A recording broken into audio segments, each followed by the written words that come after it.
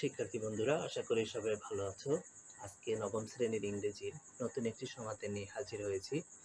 এটি হচ্ছে ইউনিট 2 এর লেসন 3, পেজ নাম্বার 23। এখানে একটি কবিতা দেওয়া হয়েছে ইংরেজিতে। কবিতাটির নাম ক্রসিং দ্য বার, লিখেছেন কবি আলফ্রেড লর্ড টেনিসন। তো এখানে যেটা করতে হবে, যে কবিতাটি ভালো করে বুঝে এবং এর সারমর্ম বুঝে কবিতাটির উপরে 4টি প্রশ্ন করা হয়েছে, প্রশ্নগুলোর উত্তর দিতে হবে।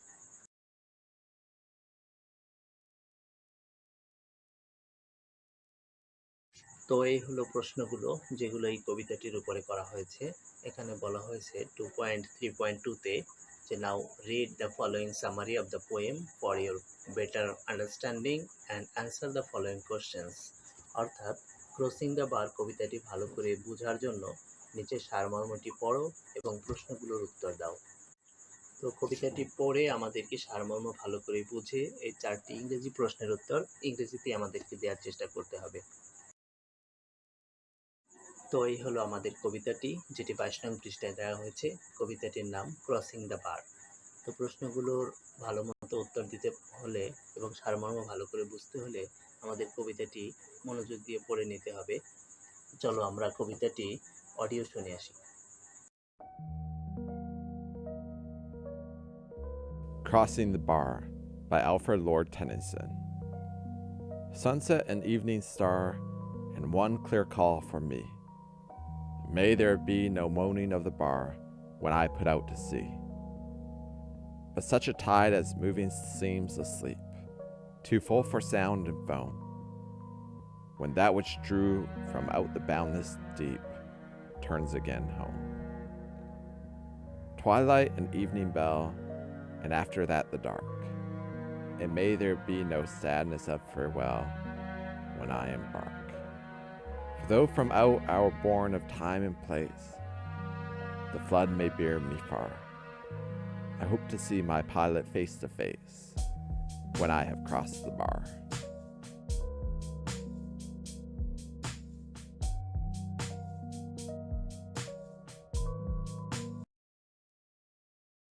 এখানে কবিতাটির সারমর্মটি দেওয়া আছে এবং বলা হয়েছে যে কবিতাটি ভালো করে বোঝার জন্য সারমর্মটি পড়ো এবং প্রশ্নগুলোর উত্তর দাও। তো আমরা কবিতাটির সারমর্ম পড়ে বোঝার চেষ্টা করব। In the poem, the poet talks about death and the journey into the afterlife. অর্থ, কবি এই কবিতায় মৃত্যুর কথা এবং পরবর্তী জীবনে যাত্রার কথা উল্লেখ করেছেন বা এ নিয়ে আলোচনা করেছেন। Here he uses symbols from nature like sunset, evening star, sea, tide, home, twilight, evening bell, and flood to explain his feelings and ideas.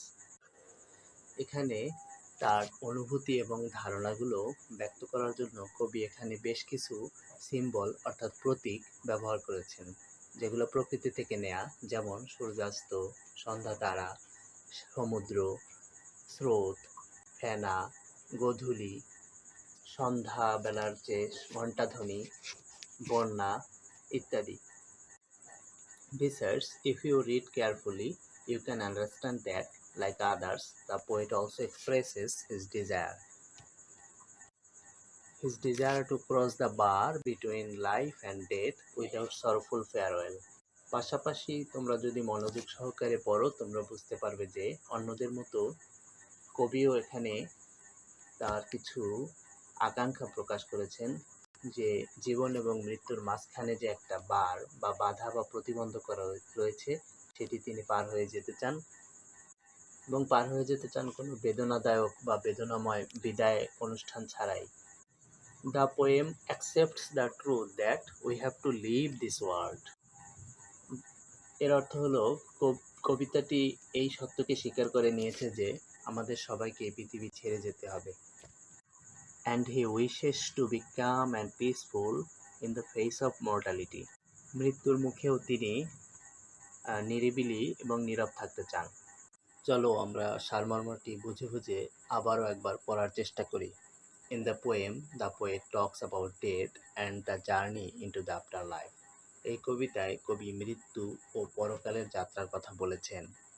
Here he uses symbols from nature like sunset, evening star, sea, tide, foam, twilight, evening bell, and flood to explain his feelings and ideas. এখানে তার অনুভূতি এবং ধারণা ব্যাখ্যা করার জন্য তিনি প্রকৃতি থেকে সূর্যাস্ত, সন্ধ্যা তারা, সমুদ্র, জোয়ার, ফেনা, গোধূলি, সন্ধ্যার বেল বা ঘণ্টা এবং বন্যা ইত্যাদি প্রতীক ব্যবহার করেছেন। Besides, if you read carefully, you can understand that, like others, the poet also expresses his desire to cross the bar between life and death without sorrowful farewells.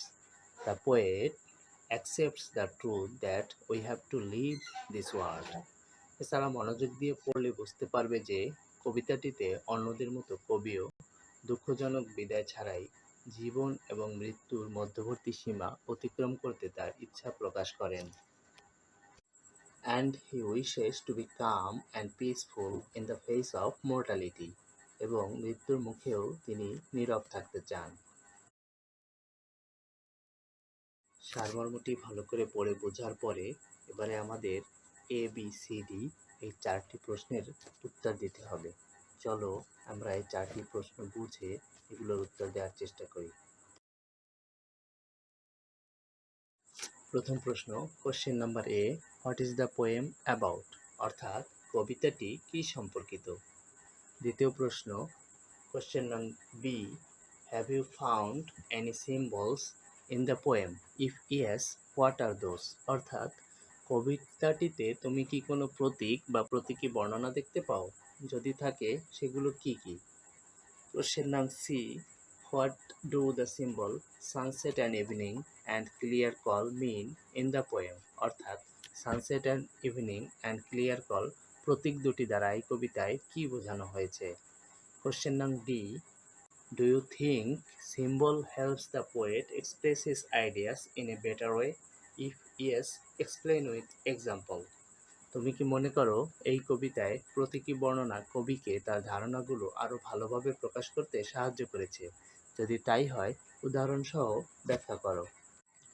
চলো আমরা এবার একে একে প্রশ্নগুলোর উত্তর দেওয়ার চেষ্টা করি। প্রশ্ন A, what is the poem about? অর্থাৎ কবিতাটি কি সম্পর্কিত? Answer, the poem is about the poet's imagination about death and the journey into the afterlife. অর্থাৎ এই কবিতাটি মৃত্যু সম্পর্কে কবির ধারণা এবং পরজীবনের যাত্রা বিষয়ে রচিত।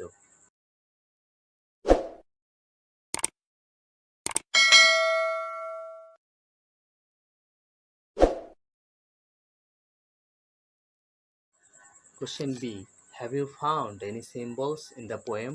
If yes, what are those?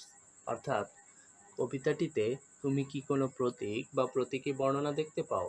যদি থাকে সেগুলো কি কি? Answer, yes, I see the poet uses a number of excellent symbols in the poem. For example, evening star, sea, tide, foam, twilight, evening bell, and flood, etc. অর্থাৎ হ্যাঁ, আমি দেখতে পাচ্ছি কবি এই কবিতায় চমৎকার কিছু প্রতীক ব্যবহার করেছেন, যেমন সন্ধ্যা তারা, সাগর, নদীর স্রোত, ফেনা, গোধূলি, সন্ধ্যার ঘণ্টা, বন্যা ইত্যাদি। Question number C, what do the symbols sunset and evening and clear call mean in the poem? অর্থাৎ সানসেট অ্যান্ড ইভিনিং এবং ক্লিয়ার কল প্রতীক দুটি দ্বারা এই কবিতায় কি বোঝানো হয়েছে? Answer, here the symbol sunset and evening represent the end of the day. Again, clear call symbolically foreshadows the role that God will play as God is beckoning the speaker back to heaven. অর্থাৎ এখানে sunset and evening দিনের পরিসমাপ্তিকে বোঝায়, আর clear call প্রতীকীভাবে ঈশ্বর বা সৃষ্টিকর্তার কবিকে বেহেশতের দিকে আহ্বানকে বোঝায়। Question number D, do you think symbols help the poet express his ideas in a better way? If yes, explain with example. অর্থাৎ তুমি কি মনে করো প্রতীকের ব্যবহার কবিকে তার ধারণাগুলোকে আরো ভালোভাবে প্রকাশে সাহায্য করেছে? যদি তাই হয় উদাহরণসহ ব্যাখ্যা করো। Answer: Yes, the symbolism gave a feel that the poet was in a way saying goodbye. The bar represents the boundary between life and death, and the poet is crossing the bar into the next phase of existence. অর্থাৎ প্রতীকগুলোর ব্যবহার কবিকে এমন অনুভূতি দিয়েছে যে কবি যেন বিদায় জানাচ্ছেন। এখানে বার জীবন মৃত্যুর মাঝে একটি সীমানাকে বোঝায়। কবি যেন এই সীমানা পার হয়ে অস্তিত্বের নতুন ধাপে যেতে চাচ্ছেন। এরকম আরো নতুন নতুন প্রশ্ন সমাধান পেতে হলে আমাদের চ্যানেলটিকে সাবস্ক্রাইব করে পাশে থাকা বেল আইকনটিতে ক্লিক করে দাও এবং নিয়মিত ফলো করো। ধন্যবাদ।